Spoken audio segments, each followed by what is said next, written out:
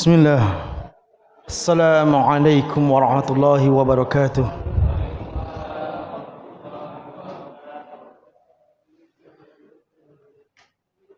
Innal hamdalillah nahmaduhu wa nasta'inuhu wa nastaghfiruh wa na'udzu billahi min shururi anfusina wa sayyiati a'malina. Man yahdihillahu fala mudilla lahu wa man yudlil fala hadiya lahu. Asyhadu an la ilaha illallah wahdahu la syarika lah. Wa asyhadu anna Muhammadan 'abduhu wa rasuluh. Sallallahu alaihi wa ala alihi wa ashabihi wa man ittaba'anil huda ila yaumil qiyamah wa sallama tasliman katsira. Wa qad qala Allahu 'azza wa jalla: Ya ayyuhalladzina amanu taqullaha haqqa tuqatih wa la tamutunna illa wa antum muslimun. Wa aidan ya ayyuhan nasu taqu rabbakum alladzi khalaqakum min nafsin wahidah wa khalaqa minha zawjaha wa batha minhuma rijalan katsiran wa nisaa'a wattaqullaha alladzi tasaaluna bihi wal arham. Innallaha kana 'alaikum raqiba.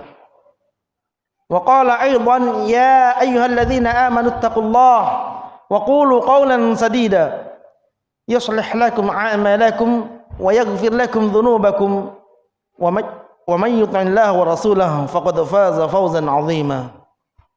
Amma ba'du. Fa inna asdaqal hadithi kitabullah wa khairal hadyi hadi Muhammadin sallallahu alaihi wa alihi wasallam wa syarrul umur muhdatsatuha fa inna kulla muhdatsatin bid'ah wa kulla bid'atin dhalalah wa kulla dhalalatin finnar wal iyadzu billah. Ikhwanul kiram, a'azanallahu wa iyyakum jami'an. Segala puji hanya milik Allah Subhanahu wa taala yang telah melimpahkan karunia-Nya pada kita semua, sehingga di malam hari ini Allah Subhanahu wa taala pertemukan kita kembali dalam satu tempat yang indah, tempat yang terbaik dari tempat-tempat yang telah Allah ciptakan di muka bumi ini.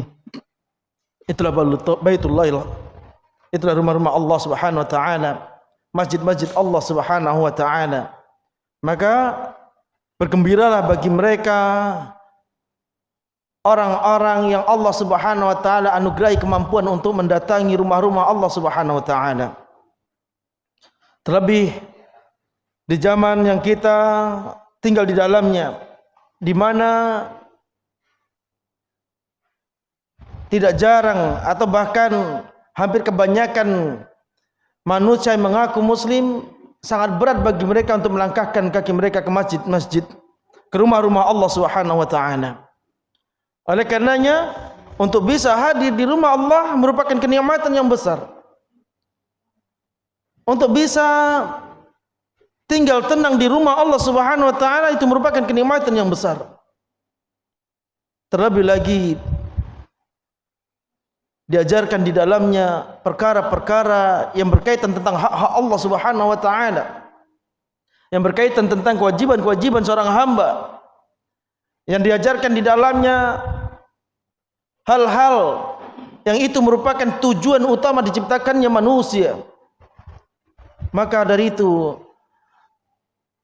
ayatul ikhwan, itu semua merupakan kenikmatan yang besar yang telah Allah berikan pada kita. Enggak ada lagi alasan untuk kita tidak bersyukur. Tidak ada lagi alasan-alasan untuk kita mengeluh kepada Allah Subhanahu wa taala. Karena begitu banyaknya nikmat yang telah Allah Subhanahu wa taala berikan kepada kita. Dan di malam hari ini kita akan membahas tentang perkara-perkara yang itu perkara yang amat besar di sisi Allah Subhanahu wa taala, perkara yang amat dibenci oleh Allah Subhanahu wa taala namun lumrah terjadi di tengah-tengah masyarakat kita. Apa itu? Perkara yang terkait tentang jimat. Mungkin setiap kita telah mengetahui, walaupun mungkin definisinya pun kurang begitu paham, tapi ketika disebutkan jimat paham langsung. Ada yang ketika disebutkan jimat enggak paham. Hampir semuanya paham. Karena itu sudah menjadi hal yang lumrah di tengah-tengah masyarakat Indonesia, terutama mereka yang mengaku sebagai kaum muslimin. Dan tentunya jimat itu sendiri beraneka ragam bentuknya. Beraneka ragam bentuknya. Dari mulai benang, dari mulai mungkin raja-raja, dari mulai keris, batu aki dan sebagainya. Yang itu ada di sana seorang yang mengaku beriman kepada Allah Subhanahu wa taala, meyakini kemampuan dan juga keampuhan daripada jimat-jimat tersebut. Waliyadzubillah tsumma na'udzubillah. Dan atau mungkin ada juga di antara kita yang dulunya demikian. Hanya saja Allah Subhanahu wa taala sayang padanya, Allah berikan jalan untuk dia bisa keluar dari tawakal kepada jimat-jimat tersebut. Oleh karenanya penting pembahasan ini, terutama bagi kita yang dulu mungkin pernah berkecimpung di dalam perkara apa? Jimat-jimat, di perkara tentang aji-ajian, agar lebih memantapkan kita untuk barok terhadap hal-hal tersebut, untuk berlepas diri darinya. Apa itu jimat? Jadi sebelum kita bahas tentang hukum jimat, sebelum kita bahas tentang bahayanya jimat, kita kenali dulu apa itu jimat. Jimat ini bukan dikenal oleh orang Indonesia saja. Bahkan lebih dahulu orang-orang Arab pun telah mengenalnya. Orang Arab yang hidup di masa Rasulullah SAW pun mengenal tentang jimat.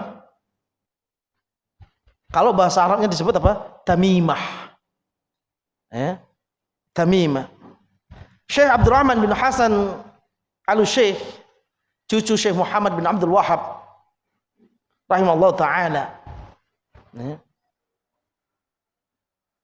dalam kitabnya Fathul Majid Syarah Kitab Tauhid, Syekh Abdurrahman hafizahullah ta'ala menjelaskan, wa qalu wat tamaim, qala al-musannif syai'un yu'allaqu 'ala al-aulad 'anil 'ain. Kata Syekh Abdurrahman Al-Syekh ketika mu'alif membawakan hadis Nabi sallallahu alaihi wasallam, innar ruqa wat tamaim wat tiwalata syirkun, sungguhnya yang namanya jampi-jampi, jimat-jimat, ajian-ajian, pelet, itu semua berbentuk apa? Itu semua merupakan kesyirikan. Kata beliau, wat tamaim, qala al-musannif syai'un yu'allaqu 'ala al-aulad 'anil 'ain. Sesuatu yang digantungkan di leher-leher anak-anak.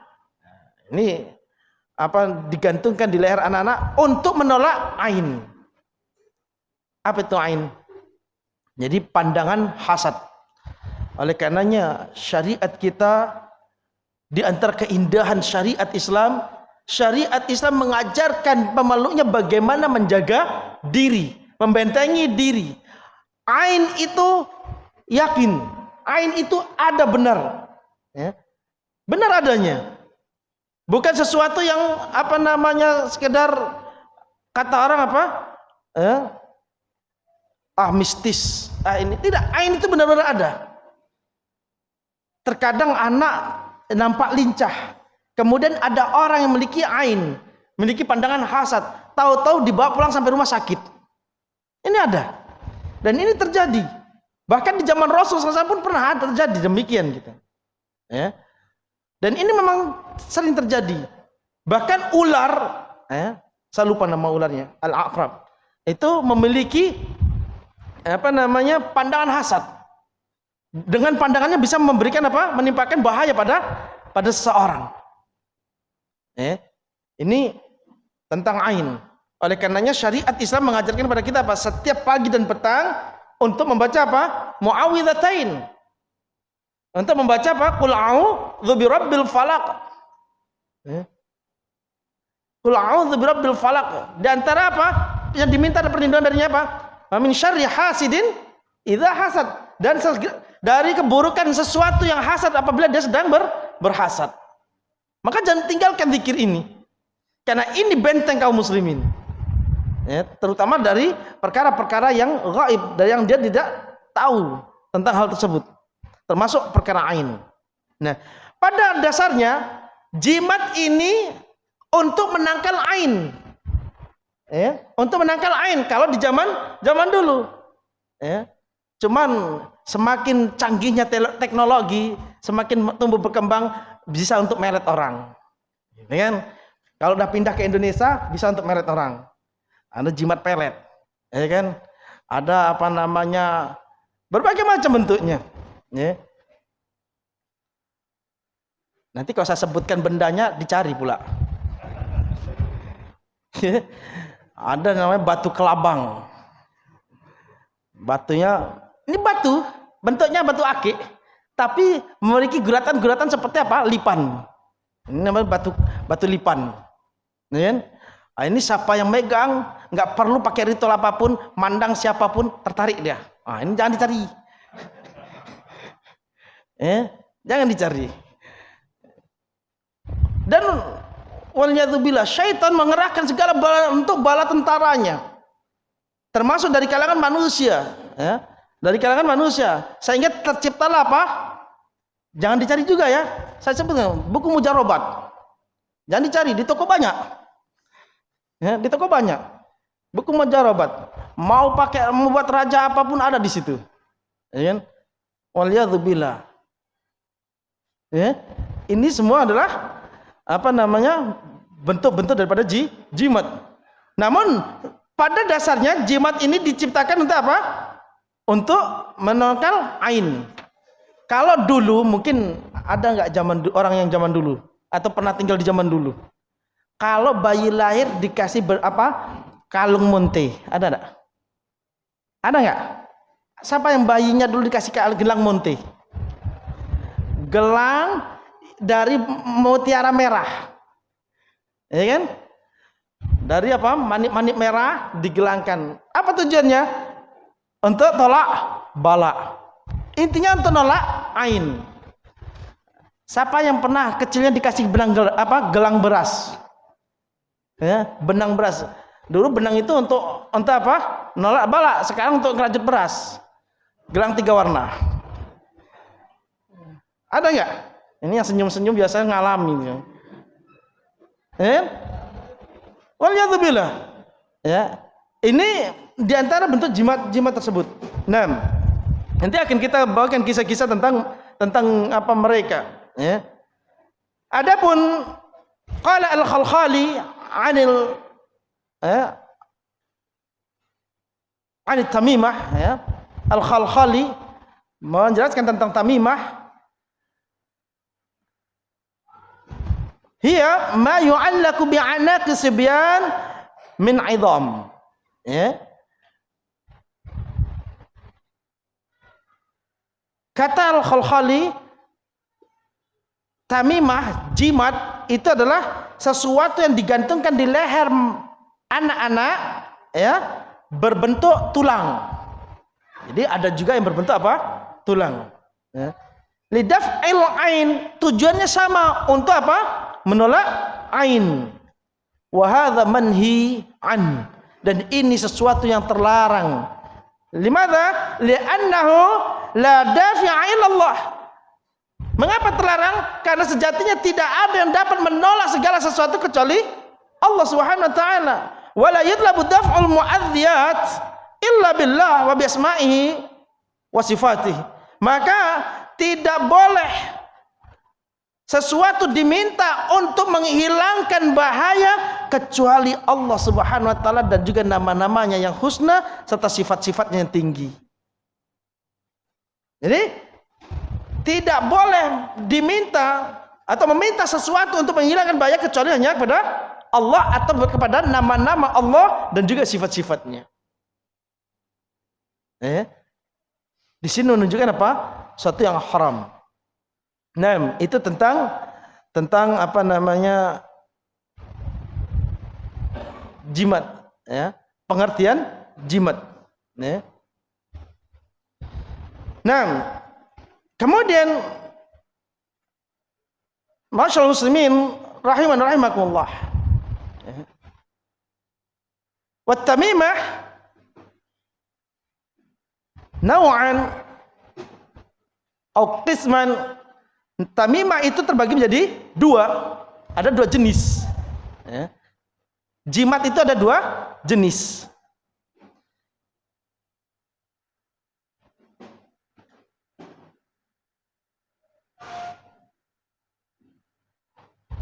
Yang pertama,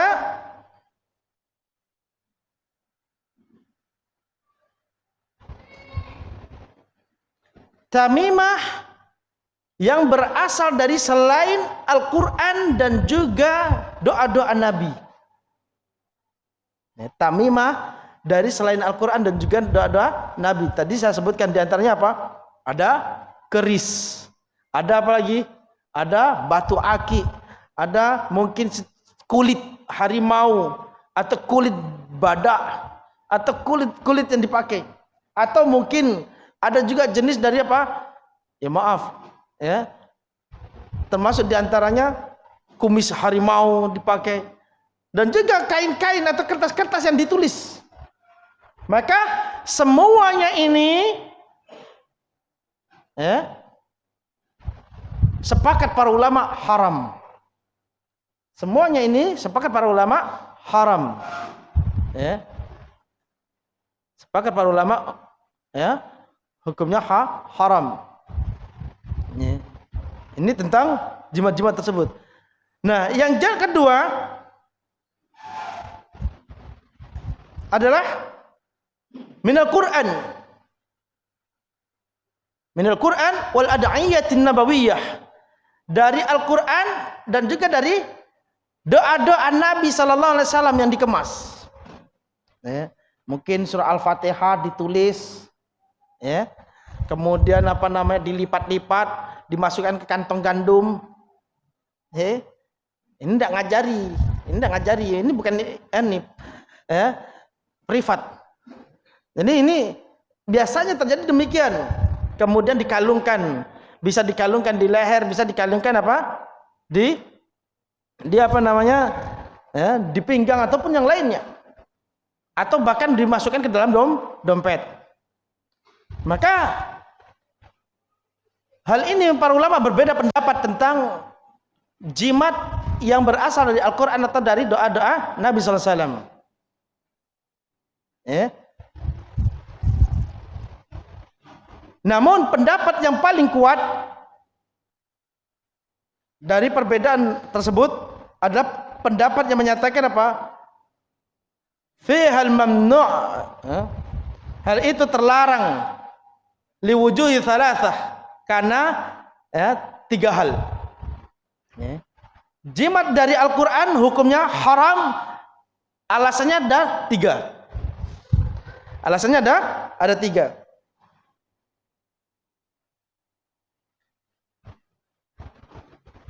Ya.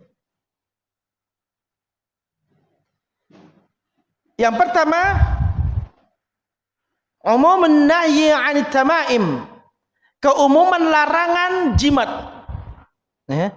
Wala yujidu makhsus lil umum. Hal ini tidak bisa dibawa ke sesuatu yang umum.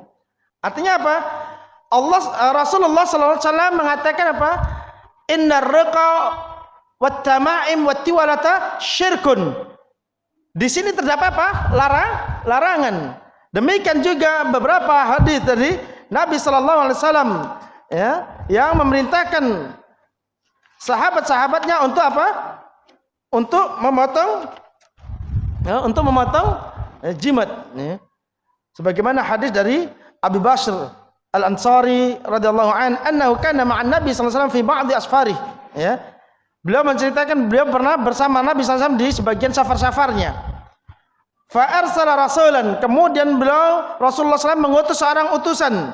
Ya, kata Syekh bin Baz rahimahullah taala, yang dimaksud dengannya adalah Zaid bin Harithah. Ya, anak angkat Rasulullah sallallahu alaihi wasallam, Zaid bin Harithah. Orang yang diutusnya adalah Zaid bin Harithah. Ya. Kemudian beliau berpesan pada Zaid bin Harithah, "Allah yabqayanna fi rukbati ba'ir qiladatun min watr." Ya. Janganlah engkau sisakan, janganlah engkau biarkan, ya, jimat tergantung di leher binatang illa qutiat, kecuali engkau putuskan. Ya. Di dalam hadis ini Nabi SAW berpesan kepada Zaid bin Harithah agar dia mengecek, ya, semua binatang-binatang yang ada pada kaum muslimin. Maka manapun binatang yang ada di lehernya dikalungi jimat, putusin. Kenapa? Karena memang zaman dulu juga para sahabat, sebagian mereka sebelum mereka tahu tentang hukum jimat, mereka mengalungi leher-leher. Ya, mereka mengalungi leher-leher binatang mereka, binatang ternak mereka dengan jimat. Terkadang binatang juga bisa kena ain. Kendaraan kita juga bisa kena ain. Kendaraan yang sehat, kendaraan yang prima, tahu-tahu mogok. Sering mogok, sering membuat kita kesal. Demikian juga binatang-binatang mereka yang tadinya sehat, gemuk, tahu-tahu sakit, lumpuh. Maka mereka mengalungi jimat. Maka Rasul SAW mengutus Zaid bin Harithah untuk memutuskan jimat-jimat tersebut. Ya. Dan ini umum. Apakah di leher itu tulisannya Al-Quran ataupun doa Nabi ataupun dari yang lain, nggak peduli, harus putuskan.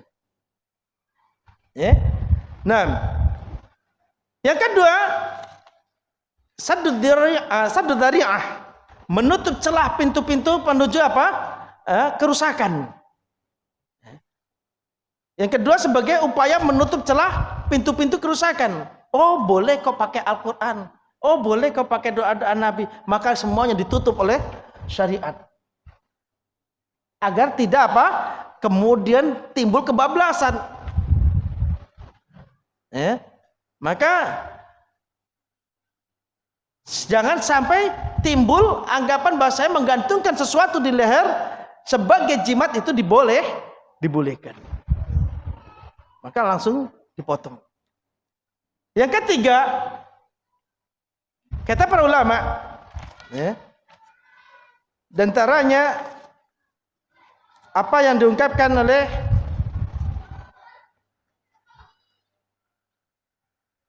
pensyarah, ya, kitab tauhid, ini Syekh Abdurrahman hafizallahu taala. Yang ketiga kata beliau adalah idza ulika fala budda ayyamtahinna, ya, al-mu'alliq, ya. Apabila dibolehkan menggantungkan dari Al-Quran, ya, sesuatu dari Al-Quran sebagai jimat, maka hal ini akan menimbulkan penghinaan terhadap Al-Quran, penghinaan terhadap Al-Quran, ya. Kenapa? Karena dia akan membawa Al-Quran tersebut masuk ke dalam toilet. Ya. Yahmiluhu ma'ahu fi hali qadha'il hajah. Karena orang yang menggunakan jimat dari Al-Quran kemudian digantungkan di lehernya ataupun di bagian tubuhnya, ketika dia buang hajat, masuk ke dalam toilet, masuk ke dalam bilik, dia akan membawa serta apa yang tergantung tersebut. Dan ini lebih buruk daripada sekedar melecehkan. Karena ini menghina Al-Quran menurut beliau. Ya. Kemudian yang keempat, tadi 3 ya, ini tambahan, ziyadah. Ya.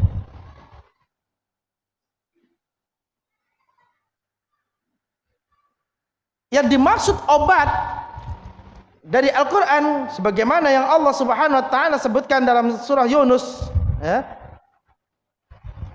ayat 57, wa syifaa'un lima fis sudur, dan obat bagi hati. Artinya di sini adalah Al-Quran itu dibaca maka faedah dari membaca Al-Quran bisa jadi apa? Sebab untuk jadi apa? Obat bagi hati. Obat bagi hati, bukan digantungkan. Kalau digantungkan tidak ada faedahnya Al-Quran diturunkan. Kalau sekedar untuk pajangan tidak ada faedahnya Al-Quran diturunkan. Ya. Oleh karenanya, ya, dengan alasan-alasan ini para ulama, ya, mayoritas ulama mengatakan apa? Terlarang menjadikan Al-Quran sebagai jimat. Ya. Wallahu ta'ala a'lamu bissawab. Masyaallah muslimin rahiman wa rahimakumullah. Ya. Banyak dalil, ya, yang menjelaskan terlarangnya azimat. Banyak dalil yang menjelaskan terlarangnya azimat.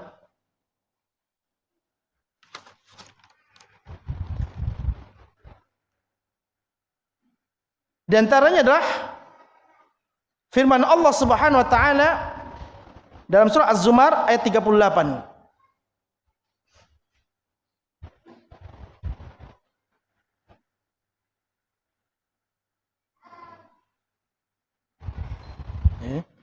Firman Allah Subhanahu wa taala dalam surah Az-Zumar ayat 38.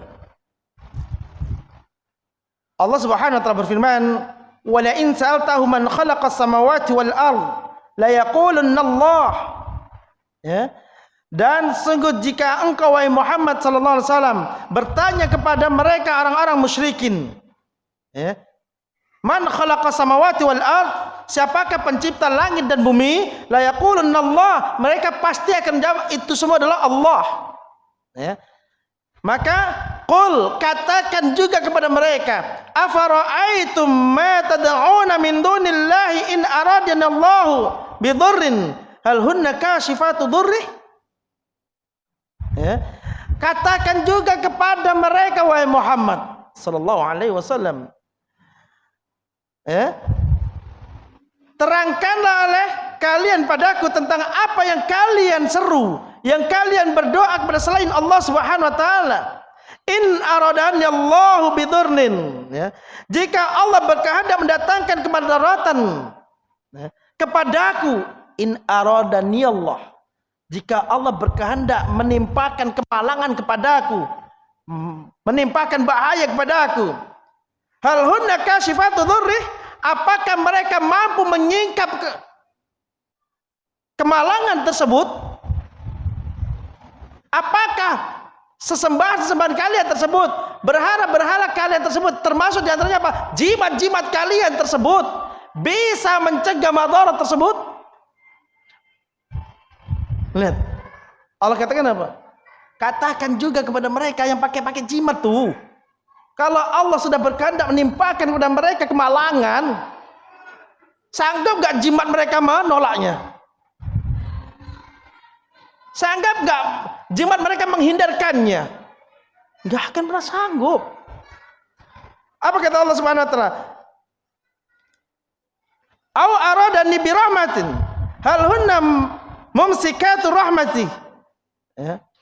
Atau kalau Allah berkehendak untuk memberikan suatu, ya, kemuliaan kepadaku, Allah Subhanahu wa taala ingin mengkaruniakan kenikmatan padaku, mampu enggak jimat itu menolaknya, menepisnya?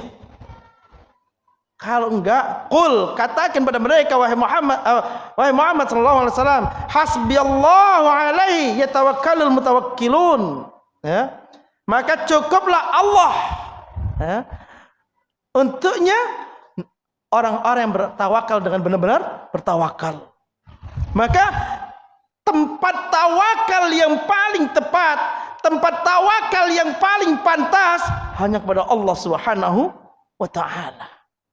Bukan kepada jimat, bukan kepada, ya, sesuatu yang dianggap mampu mendatangkan madharah atau mendapat apa, menolak manfaat atau sebaliknya. Masyaallah muslimin rahiman wa rahimakumullah. Abdullah bin Mas'ud radhiyallahu anhu Beliau seorang ulama dari kalangan tabi'in, beliau seorang ulama dari kalangan para sahabat, dan beliau termasuk as-sabiqunal awwalun, pendahulu dari umat ini. Ya. Beliau seorang muhajir. Ya. Beliau pernah berkata kepada Zainab, istrinya, ya, ketika istrinya diruqyah oleh orang Yahudi, dipakaikan apa? Jimat, gelang di tangannya. Diruqyah, dipakaikan jimat. Jadi istrinya ini sering sakit. Tapi kalau diruqyah oleh orang Yahudi tersebut, hilang sakitnya. Membawa dampak enggak? Membawa dampak. Jadi ini istrinya Abdullah bin Mas'ud, si Zainab, ini sakit, ya, sering ditimpa sakit. Kalau diruqyah oleh orang Yahudi tersebut, dipasangi jimat, hilang sakitnya. Membawa manfaat enggak? Membawa manfaat. Baik. Ya. Kemudian ketika Abdullah bin Mas'ud tahu keadaan istrinya, dia tanya, apa ini? Ya. Dia tanya kepada istrinya, apa ini? Ya. Khaitun ruqya li fihi. Maka kata istrinya apa? Ini benang yang aku diruqyah dengannya. Artinya ini jimat. Ini benang bukan sembarang benang. Ini sudah diruqyah, sudah dibacakan ini dan itu. Ya kan? Karena biasanya, maaf, sebagian manusia, termasuk sebagian kaum muslimin, ya, ketika menggunakan satu, oh ini sudah diruqyah, ini sudah diruqyah, ya kan? Nah, saya bacakan. Kata alasan daripada Zainab memakai gelang tersebut apa? Gelang ini bukan sembarang gelang, ini gelang ruqyah. Udah diruqyah. Ya, kalau aku pakai ini terasa hilang, ya, sakit-sakitku. Maka Abdullah bin Mas'ud memotongnya. Memotong apa? Benang tersebut, ya. Tsumma qala antum alu Abdillah la aghnil an syirk, ya. Kalian ini keluarganya Abdullah bin Mas'ud. Semua orang tahu. Para sahabat ridwanullah ajma'in ini tahu siapa Abdullah bin Mas'ud. Ya kan? Ulamanya. Gitu. Tapi apa gitu? Yang merasa apa enggak butuh terhadap apa kesyirikan. La aghniya 'ani syirk. Ya, enggak merasa butuh terhadap kesyirikan. Artinya apa? Apa yang kamu lakukan ini bagian daripada apa? Kesyirikan. Lihat. Maka sami'tu Rasulullah sallallahu alaihi wasallam yaqul innar raqa wat tamaim wat tiwalata syirkun. Ya. Sungguhnya, ya, aku mendengar Rasulullah SAW bersabda, setiap jampi-jampi, setiap apa jimat-jimat ataupun pelet, semuanya adalah syirik. Maka kalau kamu merasakan ada perubahan ketika kamu memakai gelangmu itu amali syaitan. Gitu. Ya, innama dzalika amali syaitan. Itu semua dari perbuatan syaitan yang memang sudah apa? Orang Yahudi ini jadi apa? Jadi anak buahnya. Kalau kamu berobat dengan tuh orang Yahudi, dikasih sembuh sama dia. Dia nggak akan ganggu kamu. Dia nggak akan apa? Utak-atik kamu lagi. Tapi kalau kamu nggak berobat sama dia, ya dia kerjain. Jadi jangan heran. Oh, Ustaz, tapi mujarab Ustaz. Enggak, itu amal syaitan. Itu perbuatan syaitan. Ya. Oleh karenanya yang diajarkan Rasul sallallahu alaihi wasallam, ya. Kata yang dinasihatkan kepada Zainab sebagaimana Abdullah bin Mas'ud menasihati istrinya, antaquli kama kana Rasulullah sallallahu alaihi wasallam. Ucapkan olehmu sebagaimana yang diucapkan Rasul sallallahu alaihi wasallam, adhibil ba's rabban nas washfi anta syafi la shifaa illa shifaa'uk shifaan la yughadiru saqama. Ini doanya orang-orang mukmin. Apa? Adhibil ba's, ya Rabb, usirlah apa? Ya, pengaruh burukku. Apa yang mengganggu ini? Ya. Rabban nas, wahai Rabbnya manusia. Anta syafi, ya. Washfi anta syafi, sembuhkanlah karena engkau adalah zat yang maha penyembuh, ya. La syifaan illa syifaa, tidak ada obat kecuali, ya, obatmu. Tidak ada kesembuhan kecuali kesembuhan darimu. Syifaan la yughadiru saqama, kesembuhan yang tidak meninggalkan bekas. Ini yang mesti panjatkan oleh seorang orang mukmin ketika dia sakit atau apapun yang dia alami dari dirinya. Hendaknya dia meminta kepada Allah Subhanahu wa taala, bersandar kepada Allah Subhanahu wa taala. Nah, kemudian masyaallah muslimin rahiman wa rahimakumullah, ya. Apa hukumnya, ya,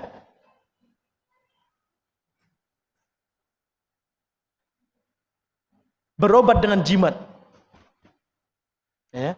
Apa hukumnya berobat dengan jimat?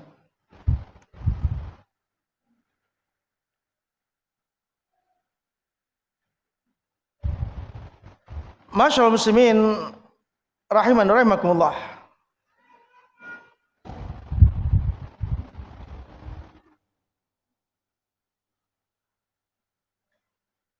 Telah kita ketahui bersama, ya, orang yang memakai jimat hukumnya apa? Syirik, ya. Baik jimat atau raja tersebut hanya sebatas sebagai perantara antara dirinya dengan Allah Subhanahu wa taala. Hukumnya adalah syirik, ya. Ada sebagian orang kan niatnya cuma berobat.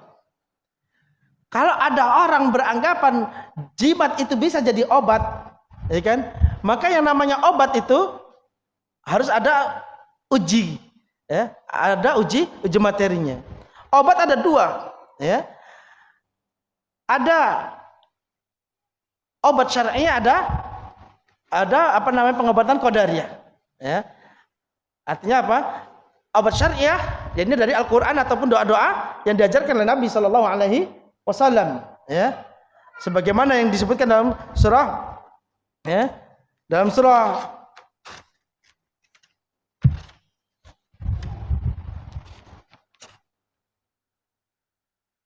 Yunus ayat 57, ya.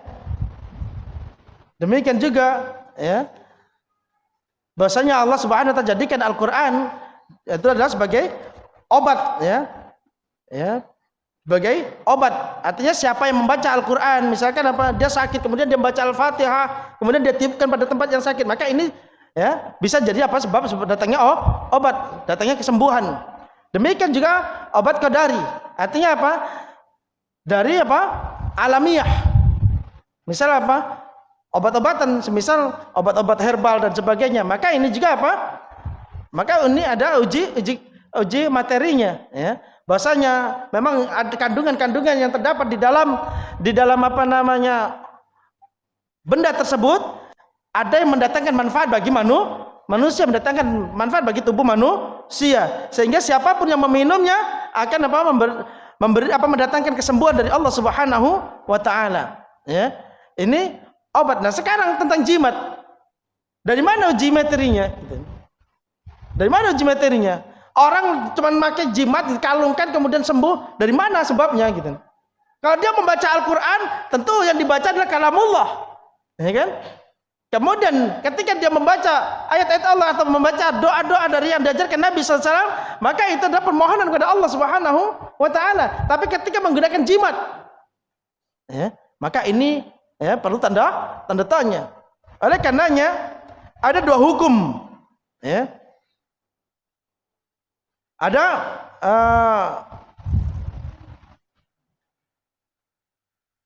beberapa hal bagi, ya, orang-orang yang ingin mengambil sebab di dalam menolak madarat, ya. Ada beberapa hal yang mesti diperhatikan bagi orang-orang yang mengambil sebab di dalam menolak madarat, ya. Di dalam menolak madarat. Yang pertama, tadi sebab tersebut terbukti secara syar'i atau qadari. Secara syar'i bisa bacaan Al-Qur'an, bisa doa-doa yang diajarkan oleh Nabi sallallahu alaihi wasallam, ya, yang ditunjukkan oleh dalil, ya, terbukti lewat ya, terbukti lewat uji materi, ya, eksperimen dan sebagainya, ya. Itu tentang obat. Termasuk ya, sebab qadari, ya, ini minum obat, ya, baik kimia ataupun obat herbal, yang itu memang menurut ahlinya mampu memberikan efek, pada orang yang mengalami sakit-sakit yang khusus. Ya. Tentunya semuanya melalui uji materi. Yang kedua, ketergantungan hati hanya kepada Allah Subhanahu wa taala ketika mengambil sebab tersebut. Baik ketika dia membaca Al-Qur'an sebagai pengambilan sebab qadari, atau dia mengambil sebagai pengambilan sebab syar'i, atau ketika mengambil sebab qadari ketika dia membeli obat atau berobat ke dokter dan sebagainya. Maka dia yakin yang menyembuhkan hanya Allah Subhanahu wa taala. Adapun datangnya dia ke dokter tersebut atau ke toko obat di dalam rangka untuk membeli obat tersebut, itu hanya sebagai apa? Sebagai bentuk apa? Tawakalnya. Dia hanya apa? Menggantungkan pada Allah Subhanahu wa taala yang memberikan kesembuhan. Itu hanya usaha, itu hanya mengambil sebab. Yang ketiga,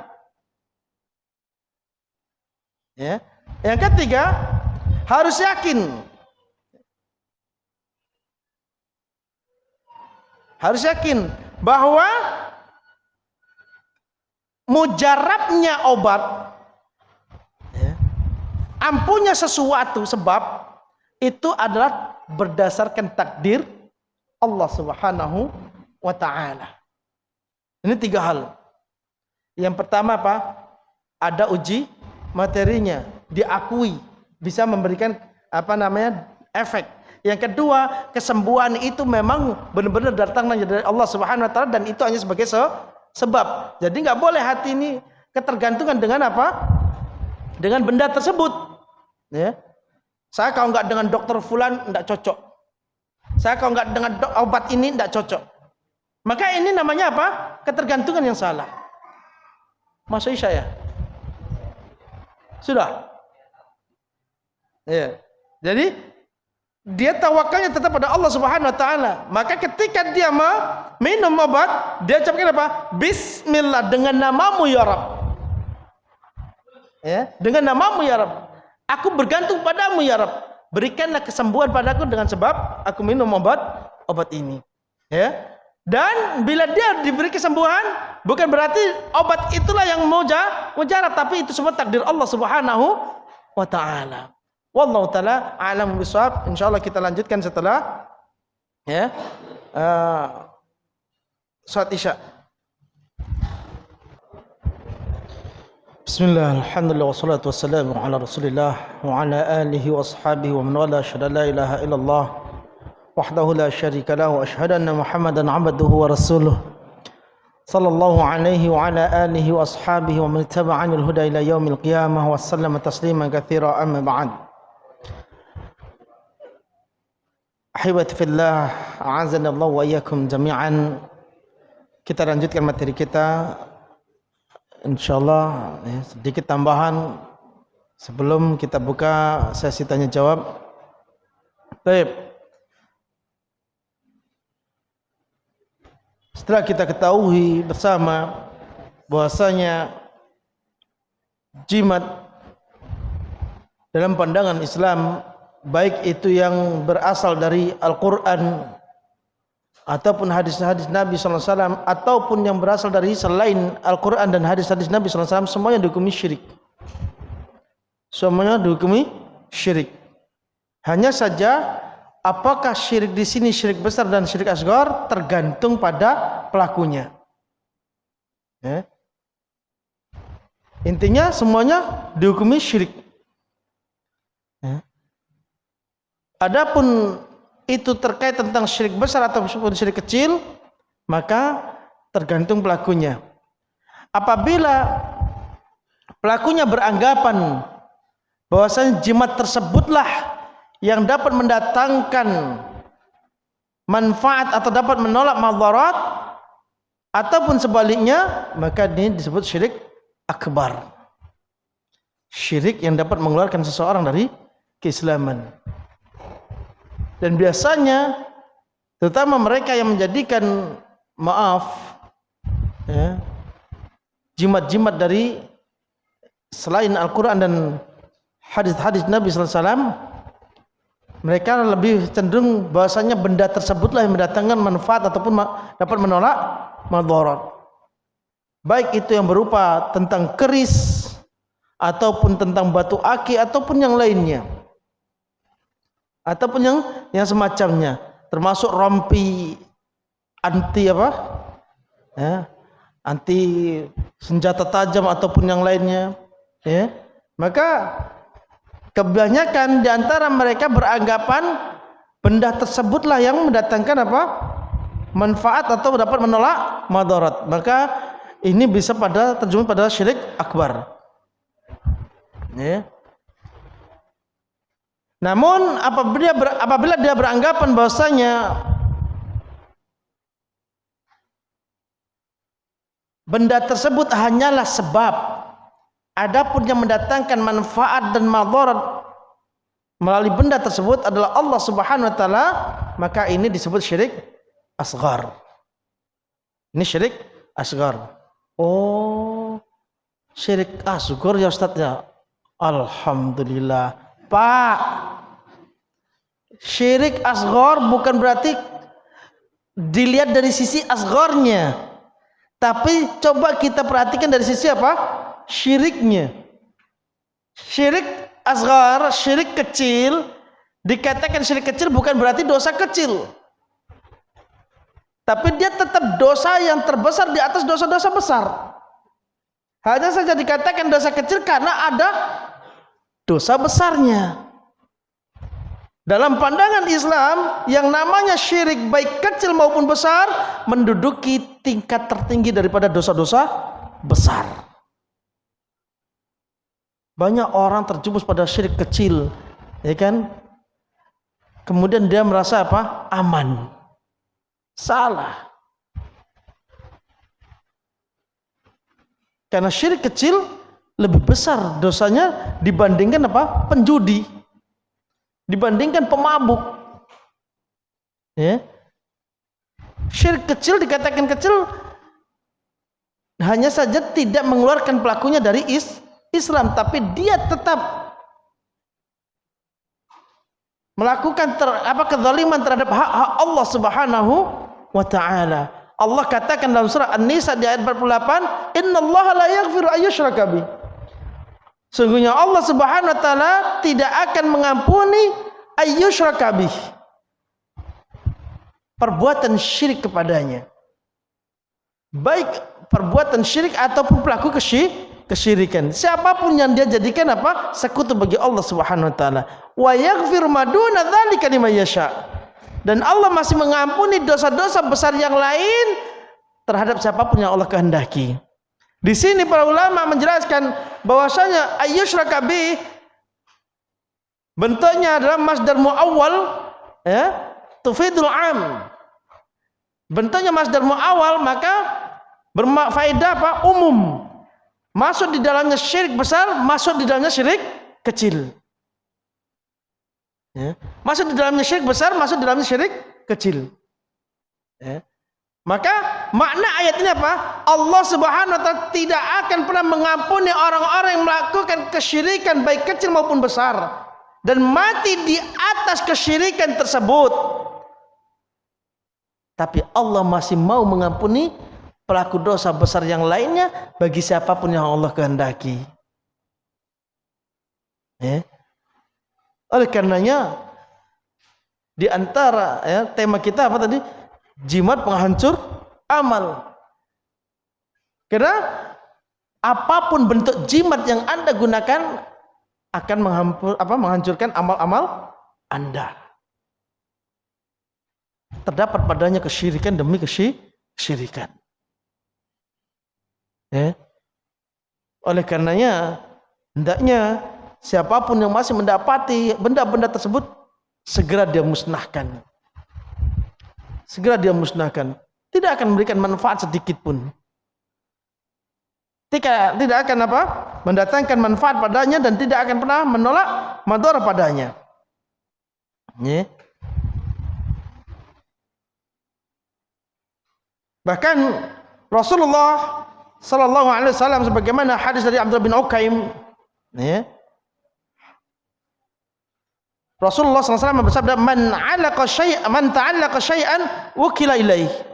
Barang siapa yang menggantungkan hati pada sesuatu, maka urusannya akan diserahkan pada sesuatu tersebut. Barang siapa yang menggantungkan hatinya pada sesuatu, Allah serahkan urusannya pada sesuatu tersebut. Ya. Ketika dia menggantungkan hatinya pada jimat, maka Allah serahkan pada jimat tersebut. Oleh karenanya, ma'asyiral muslimin rahimani wa rahimakumullah, ya. Sebaliknya kata Allah Subhanahu wa taala, "Wa may yatawakkal 'ala Allah fahuwa hasbuh." Siapa yang bersandar pada Allah Subhanahu wa taala, Allah akan cukupi dirinya. Ya. Allah akan cukupi dirinya. Oleh karena itu, kunci untuk ya, keluar dari permasalahan adalah ketakwaan kepada Allah Subhanahu wa taala dan menyandarkan dirinya dengan penyandaran yang benar kepada Allah Subhanahu wa ta'ala. Wa may yattaqillaha yaj'al lahu makhraja wa yarzuqhu min haitsu la yahtasib. Wa may yatawakkal 'ala Allah fa huwa hasbuh.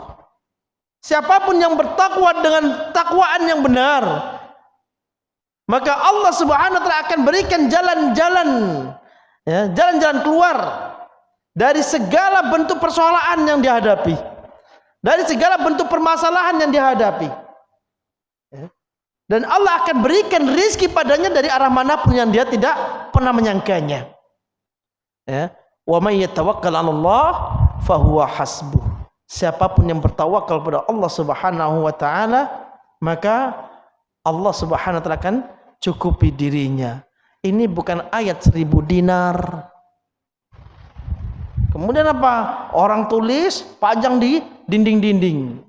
Ayat 1000 dinar. Siapa yang mengamalkan ini, ya, dibuat suatu amalan-amalan, membacanya sekian kali dalam sehari, ya, dia akan apa? Kaya dalam waktu yang sekejap. Wah, ini jadi jimat juga akhirnya ayat tersebut.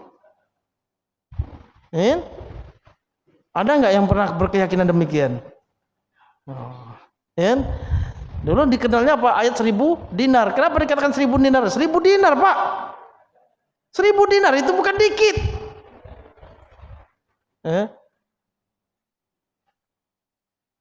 1000 dinar, 1 dinar itu 4,25 gram emas.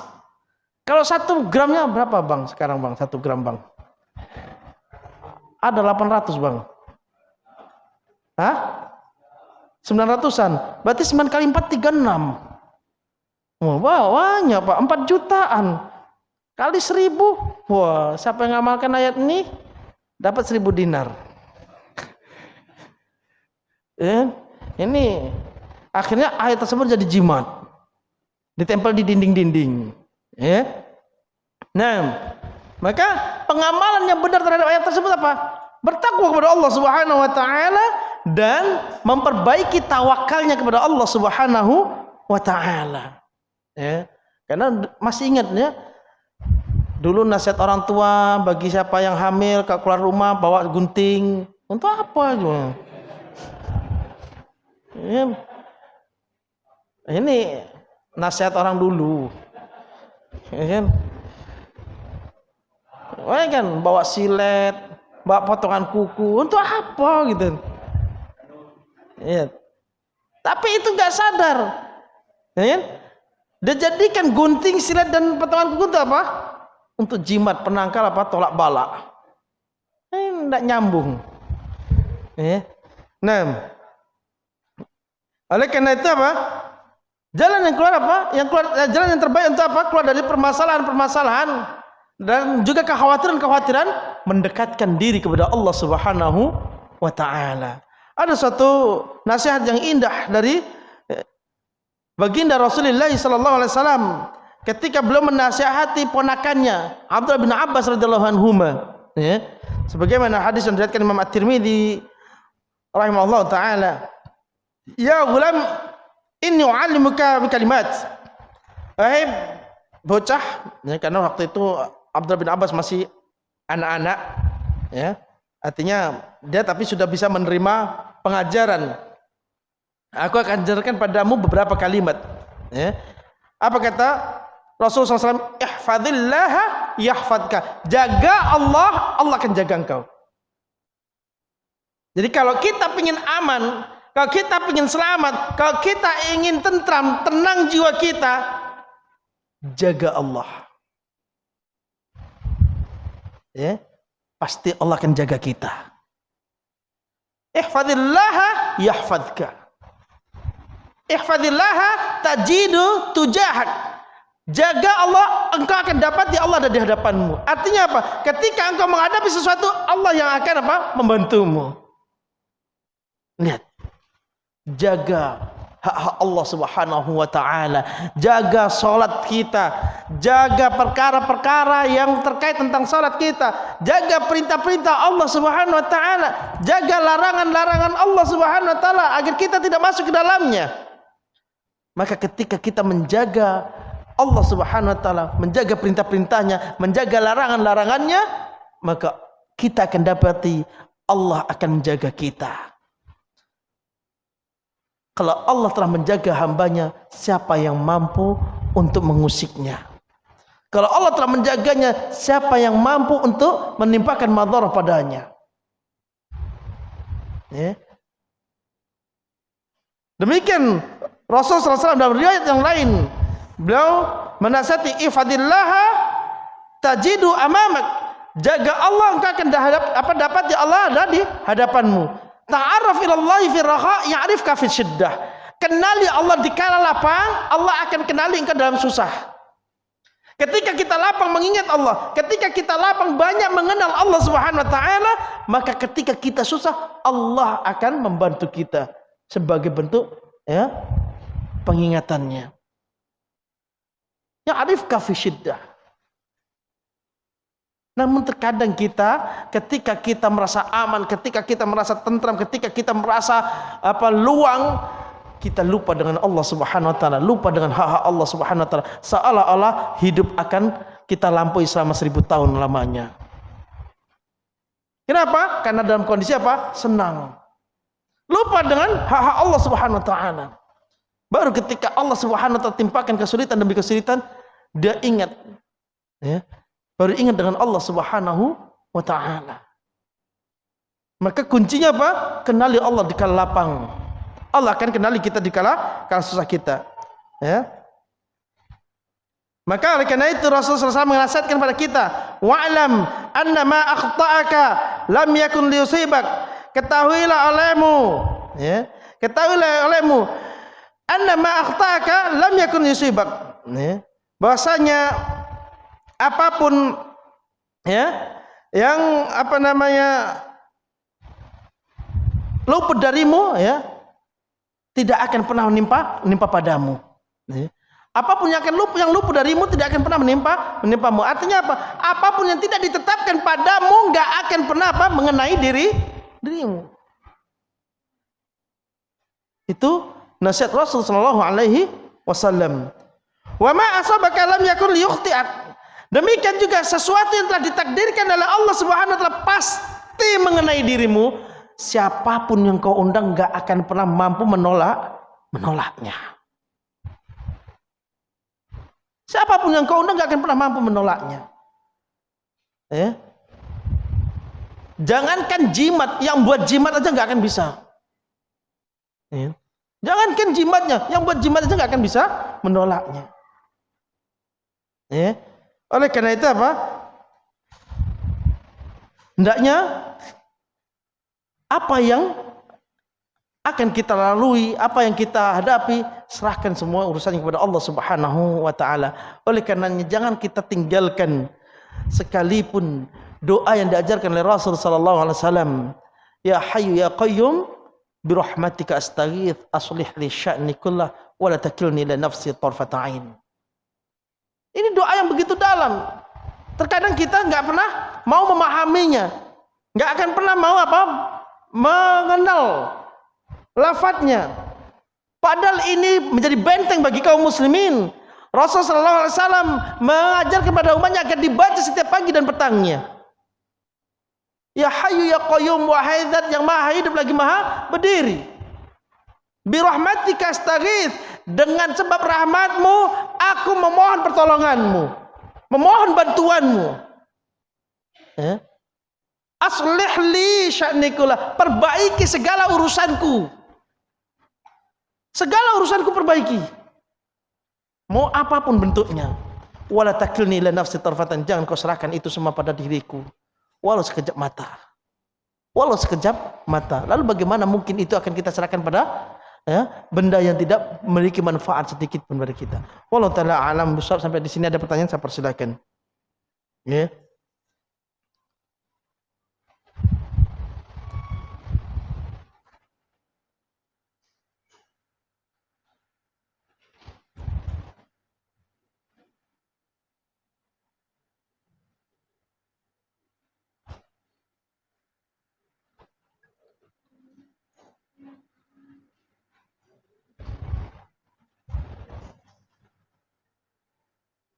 Assalamualaikum warahmatullahi wabarakatuh. Waalaikumsalam warahmatullahi wabarakatuh.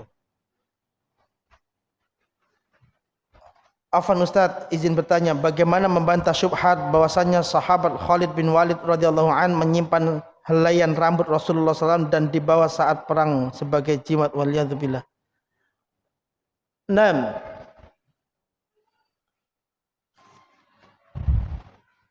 Yang pertama perlu dipahami, boleh bertabaruk dengan semua tubuh Rasulullah sallallahu alaihi wasallam. Bertabaruk dengan liurnya, bertabaruk dengan keringatnya. Dari tubuh Rasulullah sallallahu alaihi wasallam mencari keberkahan. Karena memang tubuh Rasulullah membawa keberkahan. Ya. Namun perlu dipahami, jangan kemudian hal ini dibawa kepada selain Rasulullah sallallahu alaihi wasallam, walaupun itu Abu Bakar As-Siddiq radhiyallahu an. Ya. Abu Bakar As-Siddiq radhiyallahu an sebaik-baik manusia setelah para nabi dan rasul. Tapi patutkah kita mengambil keberkahan dari tubuh Abu Bakar As-Siddiq? Tidak. Tidak sepatutnya mengambil keberkahan. Demikian juga Umar. Orang yang terbaik setelah Abu Bakar As-Siddiq radhiyallahu anhuma. Oleh karenanya tidak sepatutnya membawa hal ini kepada selain Nabi, tubuh Nabi sallallahu alaihi wasallam, apalagi dengan benda ataupun keris ataupun yang lainnya. Ya. Maka tubuh Rasul sallallahu alaihi wasallam semuanya membawa keberkahan. Ya. Nah, adapun apakah Khalid membawa rambut Rasulullah SAW itu ke ke kancah peperangan sebagai jimat? Wallahu taala alam. Saya sendiri belum pernah membaca tentang riwayat tersebut. Jadi saya nggak berani membaca. Saya nggak berani juga menyanggahnya, gitu. Karena saya belum membaca tentang riwayat tersebut. Ya. Cuman kalau bertabaruk dengan rambut Rasul boleh. Dengan pakaian Rasul boleh. Karena itu semua adalah membawa keberkahan. Tapi tidak untuk selain Rasulullah sallallahu alaihi wasallam. Ya. Wallahu taala alam.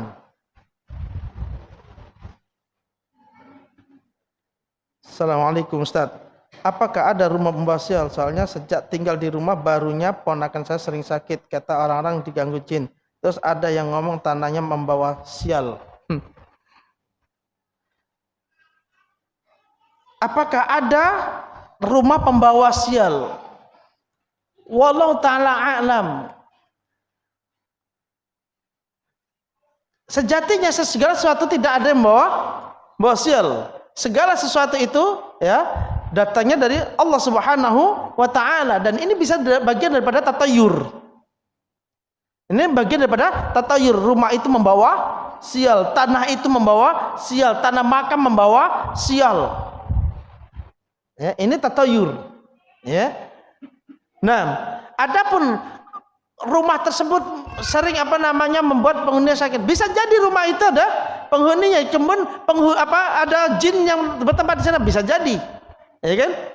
Cuman masalahnya yang menghuni dari kalangan manusia ini bertakwa enggak sama Allah Subhanahu wa taala. Ya. Kuncinya di situ dulu. Bisa jadi dia masuk tanpa adab, ya kan? Kemudian dia di sana pun tidak menampakkan syiar-syiar Allah Subhanahu wa taala, tidak dibacakan Al-Qur'an di dalamnya, tidak untuk berzikir kepada Allah Subhanahu wa taala, yang ada musik. Ya kan? Yang ada kemaksiatan. Maka hal ini ya bisa membawa membawa madarat bagi penghuninya. Demikian juga bisa jadi di antara sebab yang lain apa? Rumah itu dibangun dari sesuatu yang haram, dari harta riba, dari harta korupsi, ataupun yang lainnya. Maka bisa jadi itu juga membawa apa? Madarat bagi penghuninya. Ya. Oleh karenanya apa? Hendaknya apa? Jangan menganggap sial sesuatu yang tidak dianggap sial oleh syariat. Tidak ada rumah membawa sial. Ya. Ini bagian tatayur. Adapun kok si fulan begitu tinggal di situ sakit-sakitan, tanyakan dulu bagaimana dia beradab di dalam menempati rumah yang baru. Apa yang dia ucapkan sebelum menggunakannya? Karena sebelum dia masuk sudah ada apa? Makhluk lain yang masuk. Maka dia hendaknya mengatakan a'udzu bikalimatillahi tammati min syarri ma khalaq. A'udzu bikalimatillahi tammati min syarri ma khalaq. A'udzu bikalimatillahi tammati min syarri ma khalaq. Bacakan surah Al-Baqarah setidaknya minimal 2 ayat terakhir dari surah Al-Baqarah. Ya kan? Dan dijadikan dia di dalamnya untuk salat. Dari salat sunnah bagi laki-laki. Demikian juga yang wanitanya salat. Demikian juga untuk membaca Al-Quran di dalamnya. Maka hal ini tidak akan membawa dampak apapun. Adapun mereka jin-jin yang kafir yang tinggal di situ akan pergi dengan sendirinya. Kenapa? Enggak akan betah. Ya. Tapi kalau di situ berisi tentang kemaksiatan bisa jadi. Wallahu taala a'lam bishawab. Naam.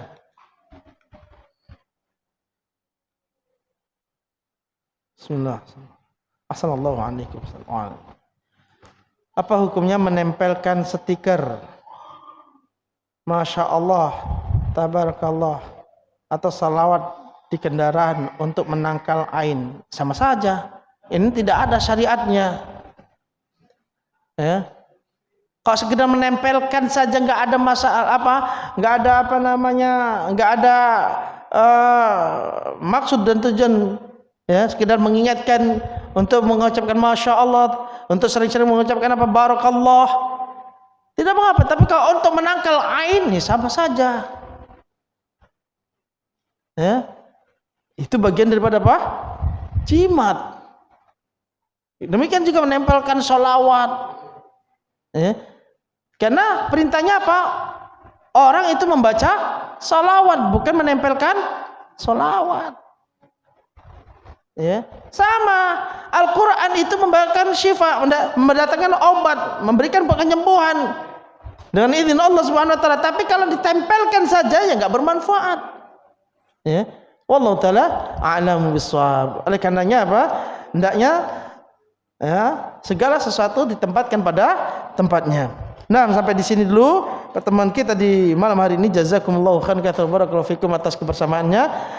Ada kalimat yang kurang berkenan, mohon maaf yang sebesar-besarnya kepada Allah Subhanahu wa taala. Mohon ampun. Akhirul kalam, subhanakallahumma bihamdika asyhadu an la ilaha illa anta astaghfiruka wa atubu ilaik. Sallallahu alaihi nabi.